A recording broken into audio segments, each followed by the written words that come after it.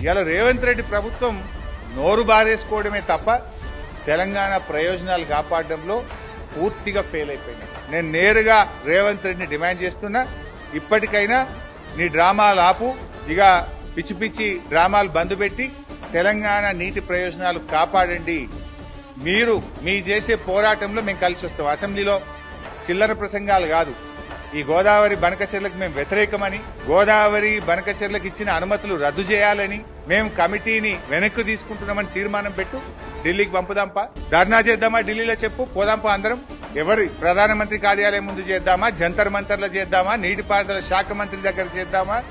ఈ ఎట్లా పర్మిషన్లు ఇస్తారు గోదావరి బనకచెర్లకు? తెలంగాణ ఒప్పుకోకుండా ఏ రకంగా అనుమతులు ఇస్తారో సిడబ్ల్యూసీ ఆఫీస్ కాడ ధర్నాలు చేద్దాంపా. ఏం నిద్రపోతున్నారా మీరు? గుడ్లప్పగిచ్చి చూస్తున్నారా మీరు?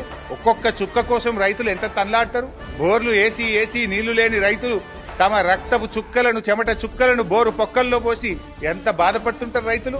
నీళ్ల బాధ రైతుకు తెలుసు, నీకేం తెలుసు? నువ్వు ఎగ్జామ్ చేసినావు నువ్వు? జూబ్లీ హిల్స్ ప్యాలెస్ లో కూర్చొని ఇలా ఆంధ్రాకు బాబు గారికి దాసోహం అవడం కాదు, నిజాయితీగా తెలంగాణ కోసం పనిచేయి. నువ్వు ఏ పోరాటం చేసినా బీఆర్ఎస్ మీతో కలిసి వస్తుందని తెలియజేస్తావు.